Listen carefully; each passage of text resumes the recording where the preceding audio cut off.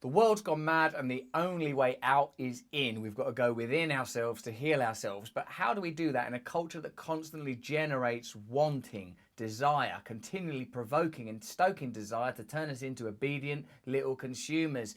In my Luminary podcast, Under the Skin, I spoke to the great, the legendary Eckhart Tolle and told him about my own struggle with wanting, how hard it is for me as an individual on the path, trying to awaken myself, free myself from the shackles of a culture that wants me dumb. Yet I myself manufacture my own wanting. This is what Eckhart Tolle had to say.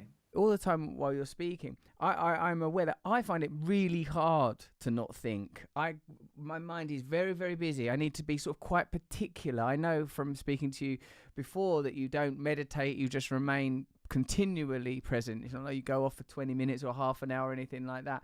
And I feel that obviously you had a kind of very stark epiphany that seemed like, one day you were this person and the next day you were another person. And the awareness behind the person, I suppose, to use your terminology and your own explanation. But like for me, I do sometimes experience transcendence awareness. During this conversation I have, when I focus very much on what you're saying, I feel free and I'm completely present in the moment. But I have always had this tendency to return to carnality, always had this tendency to return to wanting, always had this tendency to return to caring about what other people think about me and if I've got enough status. I seem to have a lot of this, whatever it is that weds people to materialism and to the conceptual mind. It feels strong in me. What do I do about that? Well, you don't really need to do anything, because if you attempt to get rid of something that you observe, then you very often give it more energy. If you fight something, you give it more energy. That's why, for example, the war against drugs didn't work. The war against anything doesn't work. So to be as much aware as you can, even as a desire arises, for whatever it may be, to be aware that there is a desire arising and just be there as the observing presence. Mm. For some people, for example, that's probably not the case with you.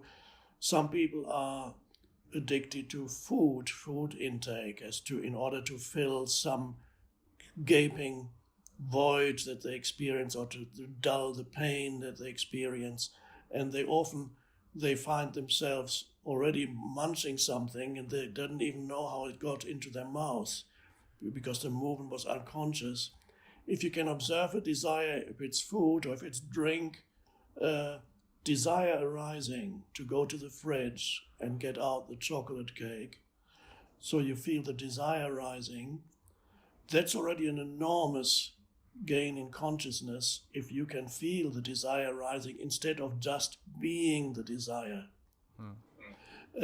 So if you can feel it, and instead of condemning yourself for it, I would sometimes recommend to have a little gap before you do what the desire wants you to do.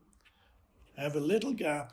Let's say the desire says, I've had a tough day, because sometimes desires are associated with mental explanations that to justify what you're going to do. For example, it says, well, that's the only thing that still, I'm not going to renounce drink because it's the only pleasure I've left in life. I deserve it. Everything else has been taken from me. It's the only thing that I have, for example, kind of justification. Or says, okay, I've had a tough day again. I deserve a treat. I'm going to have that chocolate cake. That's fine. So if you can observe, not only the desire can exist on a purely energetic level as a longing, a pull, it can also at the same time exist on the level of verbalization in the mind. It could justify why you deserve it, why you need it, why you want it. And if you can observe that and just delay it to a couple of minutes before you actually do it, instead of wanting to completely suppress it, give it a couple of minutes or so to simply observe the energy behind that desire. or to observe what your mind is saying, to just be with it. That increases your consciousness, your awareness grows through it. And even perhaps it's still so strong that you still do it, but at least there's still an awareness there. You're no longer totally in the grip, and then not fall into the mistake of condemning yourself afterwards, because that's ego too. If you condemn yourself, as you see, I'm not good enough, you can't, because, self-talk, many people have self-talk in their head, they talk to themselves. Either they say I or they say you. They have two people that argue with each other. So it says, so why can't you see all your spiritual practice is useless, you can't do it, you always fall back to the same, you're no good. And then the other one says, yeah, but I can't help it, I deserve a little bit of pleasure, what's left? It's all the mind talking. Can you be aware of that? And if that awareness grows, and you use all these opportunities for just a bit of bring into some awareness, and gradually the force of the desire will diminish if you bring more awareness in, and then there's a space around it. It's no longer all consuming. You do not feel it? Like, when was the last time that you had to be aware of desire or fear rising up in yourself? And if it isn't very often, how do you consume culture? How do you participate in a culture that, for me, as we've discussed, is a manifestation of that kind of egoic consciousness and continually tries to sort of attach nodes onto you to electrify you into fear and desire? What happens? When do you experience it? Do you ever experience it, the original phenomena? And I enjoy things. I enjoy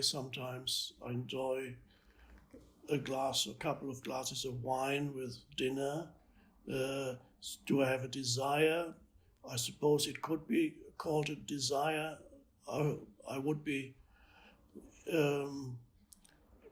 if I didn't have it, it would be fine too. So it's not I don't really have much desire for anything. My favorite, sometimes people ask me, what do you do for fun? And I say, fun? Actually, my most enjoyable moments are the times when I'm not doing anything at all. I'm just enjoy the being of this moment. It could be contemplative. Sometimes I just sit here and look out of the window at the trees. I look at the sky. I breathe. I look at items of furniture, and it's just so peaceful and wonderful, everything around me. And and I could sit here for some half an hour or an hour it is so beautiful. I suppose that's my fun. What's not what usually would be called fun, but to feel the being. Now, being is another word for what we're talking about. To feel ultimately, so it's not just what you see when you're contemplative. We contemplate things. Contemplate, by the way, is related to temple. It's sacred. There's something sacred to it. Contemplation. So if real contemplation, there's something sacred, because you mentioned the word sacred earlier, which is a word that you hear very rarely in the modern world. If you want to hear more conversations like that, or indeed more of that conversation from Eckhart Tolle, I think that is on YouTube, but you should consider subscribing to Luminary, my podcast. You can get it off of Apple. It's Under the Skin. I also do a guided meditation every week, Above the Noise, also on Luminary. Also subscribe to this channel and my other channel. Here are videos from them, and comment below. Let me know what you think about me. Be nice.